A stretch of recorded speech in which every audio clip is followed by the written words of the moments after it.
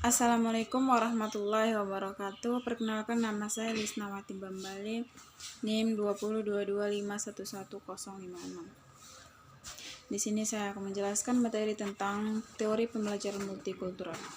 Yang pertama, pengertian teori pembelajaran multikultural.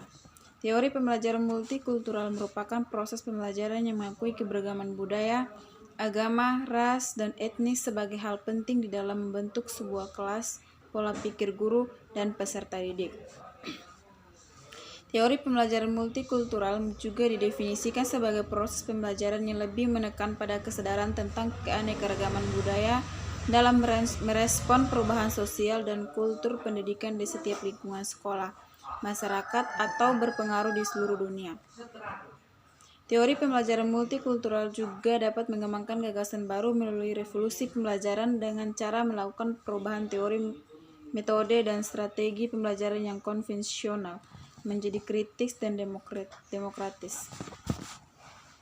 Hal ini dilakukan agar peserta didik yang merupakan anggota dari kelompok agama, budaya, ras, dan etnis, serta peserta didik pria maupun wanita dan anak berkebutuhan khusus memiliki kesempatan yang sama untuk mencapai prestasi akademisi.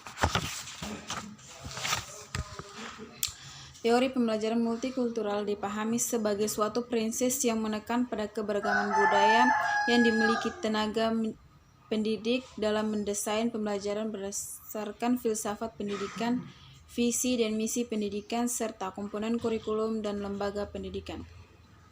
Teori pembelajaran multikultural dimaksud sebagai metode pembelajaran untuk orang-orang yang berkulit hitam dan putih di Amerika Serikat agar dapat mengeksplorasi perbedaan sebagai suatu keniscayaan.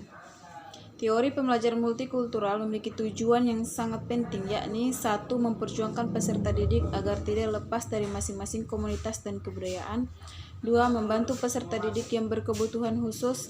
Dan 3. Membantu peserta didik agar dapat diakui dan diterima dalam institusi pendidikan meskipun berbeda ras, budaya, bahasa, dan agama.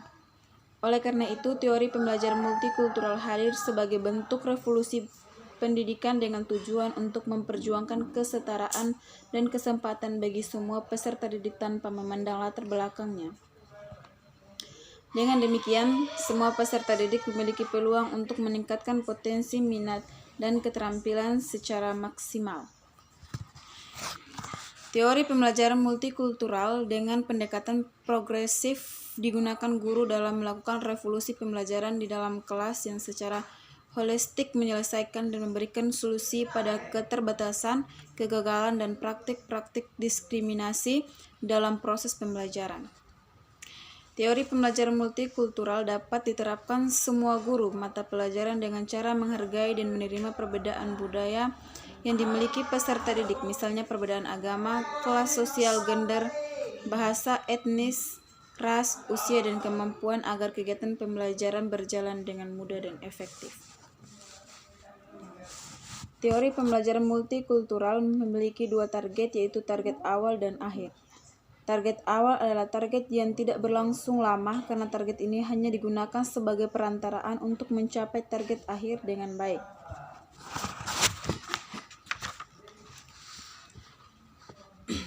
Yang kedua, perkembangan pembelajaran multikultural. Teori pembelajaran multikultural telah menjadi tuntunan yang tidak dapat ditawar dalam membangun Indonesia baru, karena teori pembelajaran ini memerlukan kajian yang mendalam mengenai konsep dan praksis pelaksanaannya. Pada umumnya, para guru belum mempunyai pengalaman yang memadai dalam pembelajaran multikultural, baik filsafat, sosiologi, metodologi, isi maupun tantangan dalam pelaksanaannya. Beberapa guru telah lama menerapkan teori pembelajaran multikultural karena teori pembelajaran multikultural secepatnya perlu diterapkan mengingat pengalaman generasi muda saat ini berbeda dengan generasi masa lalu. Pada tahun 1960, perkembangan teori pembelajaran multikultural dimunculkan oleh Banks yang kemudian mengalami perkembangan teori dan praktik. Misalnya di Amerika terdapat 4 fase perkembangan, yaitu Satu, pembelajaran bersifat segregasi, yakni memberi hak berbeda antara peserta didik kulit putih dan hitam, terutama pada kualitas pembelajaran. Dua, pembelajaran menuntut konsep salad bold, yakni setiap peserta didik berdiri sendiri, mereka hidup bersama sepanjang tidak mengganggu yang lain. Yang ketiga, melting pot, yakni setiap peserta didik menyadari adanya perbedaan budaya di antara mereka dan berusaha saling menerima untuk hidup bersama. Dan yang keempat, teori pembelajaran multikultural melahirkan pedagogi baru tentang praksis pembelajaran yang memberikan penghargaan dan kesempatan yang sama pada peserta didik tanpa melihat perbedaan. Yang ketiga, menjadi guru multikultural. Menjadi guru multikultural dalam beberapa pembelajaran yaitu seorang guru yang harus memberikan contoh sikap teladan kepada peserta didik sesuai dengan nilai-nilai multikultural. Guru multikultural harus menjadi teladan, misalnya menerima pluralitas, toleransi, cinta damai, dan menghargai muridnya. Oleh karena itu, Banks mengungkapkan bahwa menjadi guru yang multikultural harus mampu menginformasikan ilmu 5 dimensi berikut. Yang pertama, dimensi integrasi materi pembelajaran. Yang kedua, dimensi konstruksi pengetahuan. Yang ketiga, dimensi pengurangan prasangka. Yang keempat, dimensi kesetaraan dalam pendidikan. Yang kelima, dimensi pemberdayaan kultur sekolah dan struktur sosial. Penerapan pembelajaran multikultural. Penerapan pembelajaran multikultural di dalam kelas tidak harus menjadi mata pelajaran pendidikan multikultural atau harus berbasis pada kurikulum formal, karena nilai-nilai multikultural dapat diterapkan langsung pada proses pembelajaran. Dalam menerapkan pendidikan multikultural, tampaknya lembaga-lembaga pendidikan perlu mengalami perubahan mendasar. Oleh karena itu, guru dapat menetapkan pembelajaran multikultural di sekolah dengan melalui beberapa pendekatan sebagai berikut. Yang pertama, penerapan pendekatan kontribusi di kelas. Yang kedua, penerapan pembelajaran aditif di kelas. Yang ketiga, penerapan pendekatan transformasi di kelas. Yang keempat, penerapan pendekatan aksi sosial. Tantangan pembelajaran multikultural. Tantangan pembelajaran multikultural berasal dari guru yang kurang siap dan kurang memahami esensi dari multikulturalisme.